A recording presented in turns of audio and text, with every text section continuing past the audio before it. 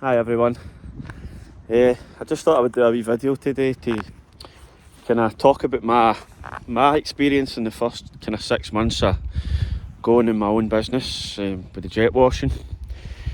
Just some things I thought I would let people see if anybody's watching, for like some guys that are trying to start up or thinking about going out themselves. There's quite a few things you can learn, if I'm being honest with you. As I say, I started, I think it was the beginning of April, I want to say, maybe the end of March. I was driving vans for years and years as a courier, multi-drop driver, and I absolutely hated it. It was just nothing but misery, working 6, sometimes 7 days a week, and getting your wages at the end of the month and not being able to live. It was just bringing my mood down and stuff. So I bit the bullet. I used to watch videos. There was a guy, Bournemouth jet washing, Ricky. I used to watch his videos for like over a year. I don't know what it was. I was just fascinated with what he'd done. And what happened one day is I messaged him. I just said, Ricky, I would love to be doing what you're doing. And he messaged me back saying, well, there's no time better than now. And I kind of thought about it, but I never acted on it. I just, as I say, I just get back to doing what I was doing, which was working, and I hated it. So eventually I bit the bullet. I literally walked into my work, told my boss I'll not be back, handed my van keys in, walked out and went online, and just with any money I had saved, I just started buying stuff. So like pressure washer, hoses, I made a buffer tank using Smout's video online. As I say, I've done a video on this kind of stuff before, but so to buy a buffer tank was like £300 odd, but I made my own, basically using a wheelie bin and a float valve, etc. If you want to see the video, it's on Jake Smout's channel. So I basically done that, and then what I done is I contacted my friends and family, so my wife's family. I asked them if I could wash their driveway, just to try and get some experience. So as I say, we're watching videos for years. I kind of knew the ins and outs of how you start doing the job. Like, you turn up, you either pre-treat or post-treat, you do your cutting in with your turbo nozzle, and then you use your surface cleaner if it's possible. Sometimes it's not possible to use a surface cleaner on block paving, as it's not powerful enough to remove the moss from in between the joints. So I then done that, and then I done the job for my family. It worked. It was great. The job went well, and then I just posted it. I made a social media, We're Jet Washing social media, Facebook. I posted the pictures, and literally within 2 days I had somebody messaging me asking me to come and give them a quote. So what I done was, the best way I found out how to quote for jobs was I went on to another guy. As I say, I learned all this through YouTube, everything. There was another guy, he's called A.E. Macintosh on YouTube, and he's basically a window cleaner, but he does all exterior cleaning, like roof cleaning, windows, etc. So I done that. Sorry, my dogs ran away. Coco! So I done that. Went onto his channel, and he's got a video online of how to quote for jobs. So he basically done a run through of how he does it, using a measuring wheel, how he works out his pricing, blah blah blah. So I basically done exactly what he done in his video, and I still do that to this day. As I say, it was so I turned up for the job, quoted for it, and at the time a lot of guys down south were quoting like £4 per square metre. So I thought that was what you'd done. As I say, come on. So I done that basically, £4 per square metre. And what I didn't know at the time was that's way over the pricing for somewhere like Scotland. As I say, it's I didn't know that at the time, so when I was quoting for some jobs, customers were saying to me it's really expensive, blah blah blah. So I done a wee bit of research, and I kind of found out that like most parts of Scotland, people in Scotland, especially the areas that I'm from, are charging like £2.50 per square metre, including sanding. So like it's really kind of competitive up here with pricing. It's not like down south where a lot of guys are charging £4 a square metre, etc. So it was just like it was a learning curve. So I sorted my pricing out, started pricing within a certain range, and honestly, I don't know if I was just lucky, but the jobs just started flying in. Like literally within a month, I had like 3 and 4, 5 days booked in. It was great. As I say, I was learning on the job. I was taking my time, taking longer than it should have took to make sure I was doing the job properly. I sorted out insurance in case anything ever went wrong. So I had business insurance, liability insurance, in case anything went wrong on the jobs. But being honest, at pressure washing, there's not really a lot that can go wrong unless you're cleaning like a decking and you don't know what you're doing. Then you can ruin decking, even like natural stone. You need to be careful of some chemicals. But it's like, that's how I kind of learned. Like, so say for talking sake, I had a job where I got booked to do, say for talking sake, a natural stone patio that had rust on it. I would then go and research videos of guys online to see what chemicals you can and can't use. So like you would have guys that would, like, you couldn't use like hydrochloric acid, like brick acid basically, on natural stone, as it'll ruin the brick. So like I learnt all this stuff just watching guys online. As I say, Jake Smout, he does a live stream every Monday on his channel, and it's full of guys in the industry and guys that want to learn in the industry, and they all ask questions, they all get answers. He brings professional people from the industry onto his channel. So as I say, there's really good ways to learn in this business. Most of the guys online will help you, they're friendly, but you've got guys that won't tell you anything. There's guys that keep everything to themselves, that have got no interest in helping anyone. I wouldn't name any names, but there is certain guys online, especially on YouTube, that they're not willing to help. They're willing to show you what they do, but they'll not mention the chemicals they use, the process and how they do it, their ratios, stuff like that. But then you've got other guys online who will tell you everything. There's a guy called Nick. He runs a company called Prestige External Cleaning. The guy's amazing. Like, he's superb at what he does. And honestly, anytime I've ever had a question for Nick, he's literally get back to me within a day, just commenting on a YouTube video. But I say, there's guys, like, if you're asking really stupid questions, like how to fit like a hose connector and things like that, things that you can find out yourself, guys aren't going to give you the answer to that, because you're basically just asking them to do your research for you. But I'm talking about like industry secrets, like ratios for mixing hypo, ratios for mixing biocide, things like that. There's guys in the industry that will tell you how to do that, but then you've got guys that won't. So as I say, it was going really well. I was getting loads of jobs in. My social media was building. I was getting 90% of my work through social media. I'd done flyers, I made leaflets, I'd done leaflet runs, posting them, and I literally get 2 jobs out of it. So I don't know if it was the flyers that I had made, or if it's just something that people don't really bother with. If I get a leaflet through my door, I just throw it straight in the bin.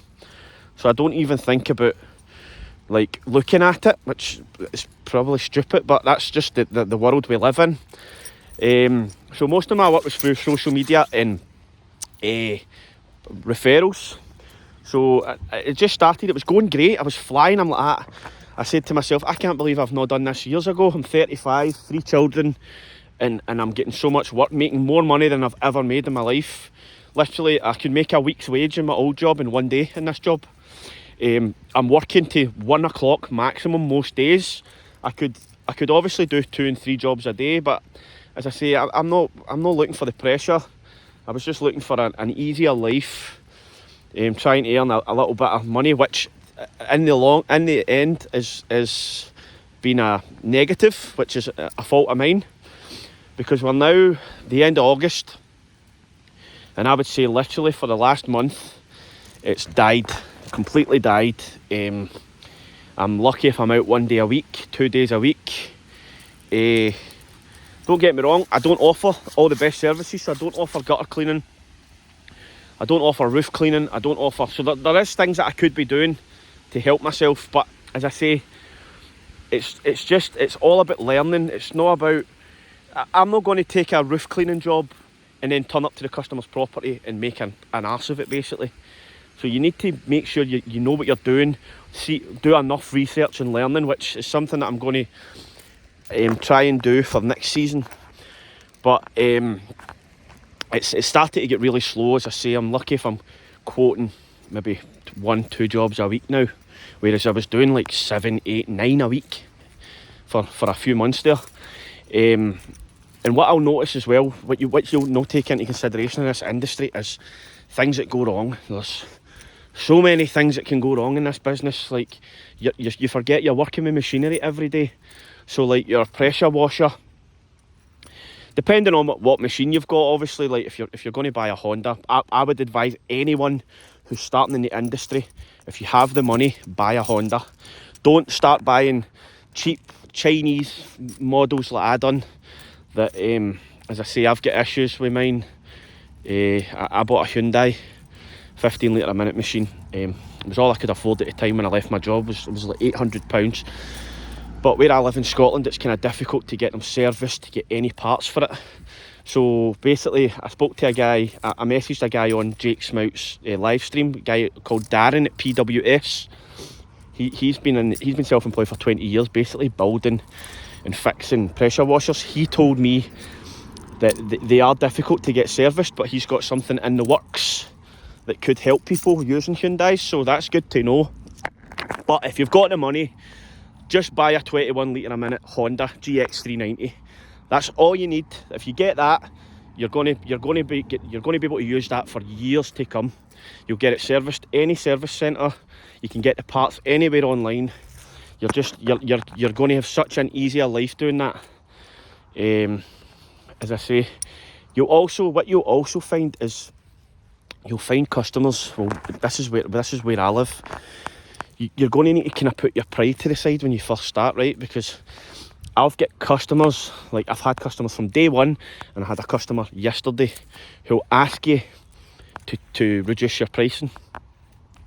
So I'll send over a quote. I'll work out, this is the square meterage, this is the chemical I need, this is everything built into the quote. Send the quote over and they'll message back saying, "Hi Gary, that's too expensive, can you reduce the price for me?" So I'm not really in a position at the minute to say, no, that's my pricing, I can get work elsewhere. I need to take what I can get within reason. So then I would then message back that customer and say, "Listen, can you tell me what kind of pricing you were at, and I'll see if I can get there for you." 9 times out of 10 they're wanting £30-40 off. You'll get the odd customer that will try and take the piss, basically. But as I say, if I'm making, my thinking is, see if I can make enough to pay my tax, make a better living than I was on, cover the machine costs, chemical costs, etc., then I'll take a £30-40 hit in a job. It doesn't really bother me. But you will get customers that will say, it's like you'll have the customer that will say, you're only I cleaned it last year with my Karcher. I cleaned this driveway last year using my Karcher. And I always want to say to them, but this isn't what we do. As I say, people just think you're turning up and throwing a bit of water on their driveway, which just isn't the case. As I say, there's really a lot that goes into what this job is. It's the difference between a Karcher and a industrial machine is night and day. Like night and day, the difference in the job. I see guys in the industry turning up to houses. I've got one local to me who turns up on job sites. He posts pictures on his social media using a Karcher, and I'm like, how could you even, like, I could not even imagine turning up to somebody's house and asking to plug in my electric Karcher to clean their driveway. And then but these people will get the job done, so they'll probably get a 2-car driveway done for £100 and then wonder why it looks rubbish after it. So you need to just take into consideration the area that you're in, the kind of people that you're dealing with. If you can get the high clientele, where you're in the affluent areas where they're willing to pay a lot more and they want a professional experience, then that's the kind of areas you want to be targeting. But if you're targeting working class people without sounding bad, because I'm one of the people myself, you're going to get the people that are just not willing to pay any kind of money. As I say, times are hard, so you've just got to weigh up the pros and the cons of whether you're telling somebody. So say, for talk's sake, I've only got 2 jobs on 1 week, and that person's asking me to take £40 off a job. I'm not going to say no just because my pride's getting in the way. I need that money, so I'm going to, within reason, negotiate with them. So it's just like things like that you need to take into consideration. You're going to have customers that are going to ask you for invoices, so if you're doing this without paying any kind of tax, you're setting yourself up to get caught first and foremost, because a lot of people will ask you for an invoice on a job, and then obviously if they submit that invoices through their accounts, they're basically letting HMRC know that there's a business out there. You never know if they'll find you that way, but it's just like things like that you need to take into consideration. This job is not as easy as people make out. There's a lot that goes wrong in it. You'll have issues with hose, you'll have issues with leaks, you'll have issues with your machine not starting, you'll have issues with just arsey customers that can't leave you alone. There's a lot to take into consideration. There's a lot you need to learn, like a lot of stuff you need to learn. Like when I first started out, I was cleaning driveways, and honestly, see if I could go back to some of them, I would go back, because I went back to one actually last week that I'd washed it like 3 months ago, but I never done a weed killing treatment, because it's actually illegal to do it unless you've got the licensing for it. And literally within 2 months, the house was covered in weeds again, the driveway.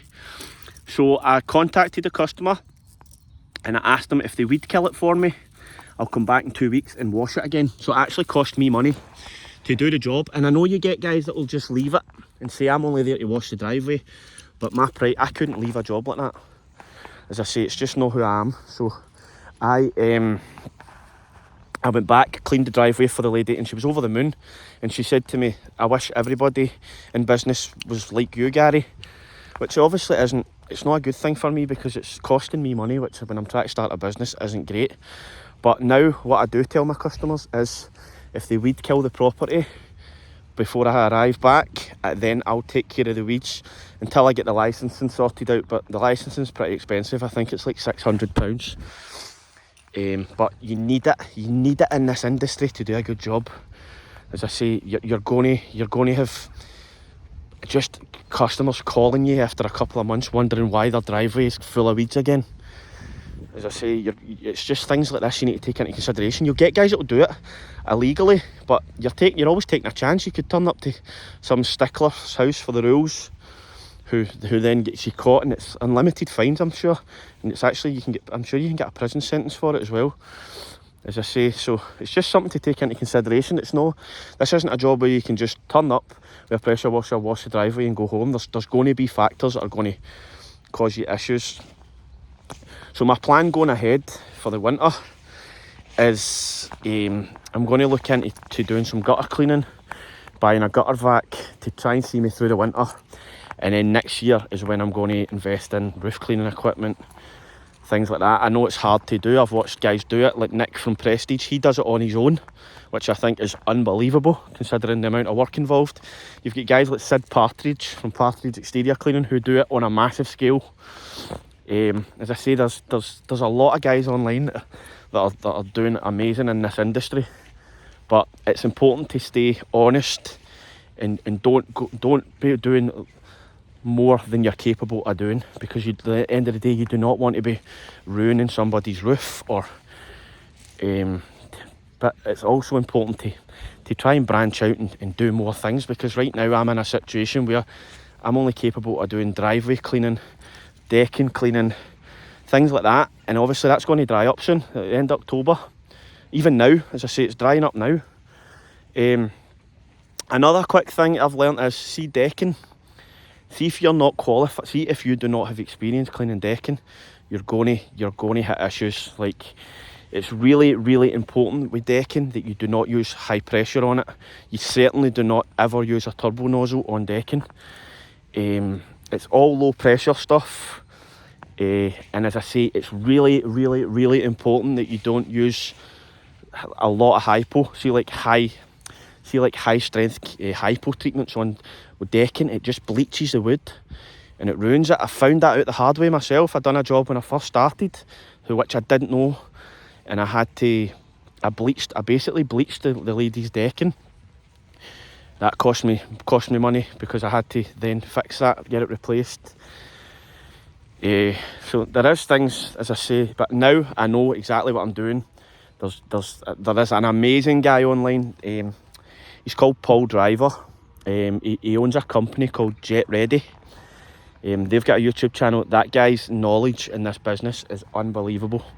He's such a knowledgeable guy. He does amazing videos on how to clean decking properly. So I basically learnt from him. I basically do it the exact way that Paul does it now. As I say, if you're restoring it, that's a different kettle of fish. If you're going to restore a bit of decking, but honestly, see, when you start out in this business, do as much research into decking as you can, because it's one of the hardest things you'll have to do in the job, and you do not want to be turning up to a decking job and making an arse of it, because it's not going to look good for you. So it was just a few wee things I thought I would put online, just to let people know that the business is difficult. It's, as I say, it's a seasonal business unless you've got your fingers in a lot of pies. And I'm kind of finding that out the hard way now. So come the winter, it's going to kind of be a struggle for me. I'm not going to lie, but it's important when it gets like this that you don't give up. Loads of guys give up, and then before you know it, they're back doing something that they absolutely hate. This is my first 6 months in this business. I need to think about that. I don't need to be doing anything drastic, because there's guys in the business that have been going 12, 15, 20, 25, 30 years. So you need to just think about this stuff. It's going to be difficult. You're going to get hard times, but eventually the benefits will pay off if you do things right, if you do your research, if you go on training courses, if you learn the job inside out, you'll be fine. But just don't think you can just turn up with a pressure washer and wash driveways, because it's going to come back to bite you in the arse. You're also going to need a quick one. You're going to need to make sure you've got a buffer tank, because you can't use the customer's tap directly to the machine, as the flow rate from the customer's tap is not powerful enough. That's why guys in the business use buffer tanks. And I see a lot of questions online. Yes, you do use the customer's water when you do this job. You couldn't do the job without it. So don't ever worry about turning up to a customer's house and asking to use their water tap, because it's part and parcel of the industry. You couldn't do the job without it. So if the customer wants you to do the job without using their water, it's going to cost them a lot more money, because you're going to have to go back and forth to fill your tank up from another property, which will just, so in the long run, it's better for the customer just to let you use their water tap. But if there's any other questions anybody's got, as I say, just drop me a message in the comments and I'll be happy to help out. Thank you.